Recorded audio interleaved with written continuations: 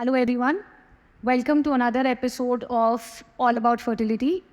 मैं doctor Sarabjit Singh, medical director and co-founder मेराई fertility. आज हम ऑल अबाउट फर्टिलिटी में डिस्कस करेंगे IUI। IUI एक प्रोसीजर होता है जिसमें हम हस्बैंड के स्पर्म्स लेते हैं, उनको फ़िल्टर करते हैं, उसमें से अनवांटेड चीज़ें हटा के फ़िल्टर्ड अच्छे मोटाइल स्पर्म्स को यूट्राइन कैविटी में डाल देते हैं, जिससे हम पेशेंट की थोड़ी सी मदद करते हैं in terms of covering the distance.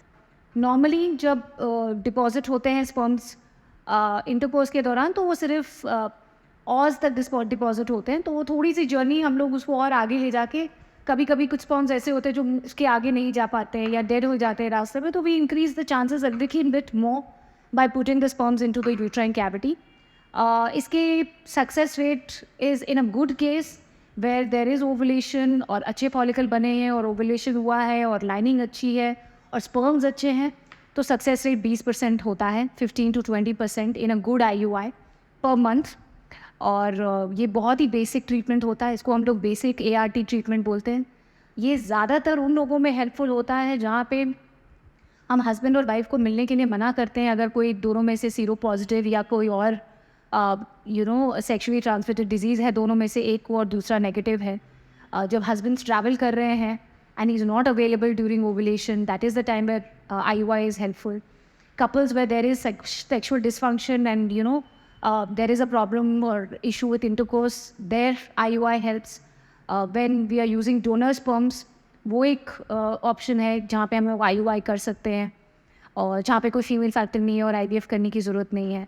और कभी कभी when the husband is traveling, तो frozen sperms, there are couples जिनके हस्बैंड आर्मी में है, पुलिस में है, can't come every day, उन लोगों के लिए कभी कभी जब स्पर्म काउंट बहुत कम है और कपल IVF अफोर्ड नहीं कर पा रहा है, तो हम लोग 2-3 सैम्पल्स लेके उसको प्रोसेस करके कंबाइन करके IUI कर लेते हैं। So these are the reasons where we recommend IUI। IUI करने से पहले प्री रेक्विजिट ये है कि ट्यूब्स पेटेंट होने चाहिए दोनों तरफ। बिना ट्यूब जांच किए IUI कराना मेरे हिसाब से सही नहीं है, क्योंकि IUI फिर भी एक प्रोसीजर है, पेशेंट इज स्पेंडिंग मनी, और हम लोग बिना चेक किए अगर ब्लाइंडली डाल रहे हैं then we are not guiding the patient correctly. 3 IUI fail होने के बाद अगर आपको पता चले कि ट्यूब्स में ब्लॉकेज है, तो फिर it is very disheartening for the patient. So it is important कि ओवुलेशन डॉक्यूमेंटेड हो, लाइनिंग अच्छी हो IUI करते समय, हस्बैंड के स्पर्म्स अच्छे हो पोस्ट प्रोसेसिंग, और दोनों तरफ की ट्यूब्स पेटेंट हो। These are important things when you are planning an IUI। और IUI करने के 2 हफ्ते के बाद हम लोग पेशेंट को UPT करने के लिए बोलते हैं, जिससे हम लोगों को पता चल जाता है कि IUI सक्सेसफुल है या नहीं। अकॉर्डिंग टू मी IUI के अटेम्प्ट्स 6 से ज़्यादा बिल्कुल नहीं होने चाहिए, because if it's not working you need to move to the next level. The maximum chances of conceiving in a couple as per literature, जो हमारे पास डॉक्यूमेंटेशन है, वो पहले 3 IUI में होता है। तो ज़्यादातर पेशेंट जिनको IUI से कंसीव होना होता है वो पहले 3 साइकिल्स में हो जाते हैं। लास्ट 3 साइकिल्स में अगर आप 6 अटेम्प्ट्स ले रहे हो तो थोड़ा सा चांसेस कम हो जाते हैं, बिकॉज यहाँ पे बहुत सारी चीज़ें जो हम लोगों को नहीं मालूम होती है, लाइक अंडे की क्वालिटी कैसी है, फर्टिलाइजेशन हो रहा है या नहीं, डे 5 तक जा रहे हैं कि नहीं, ऑब्वियसली इम्प्लांटेशन के बारे में भी हमें नहीं मालूम है।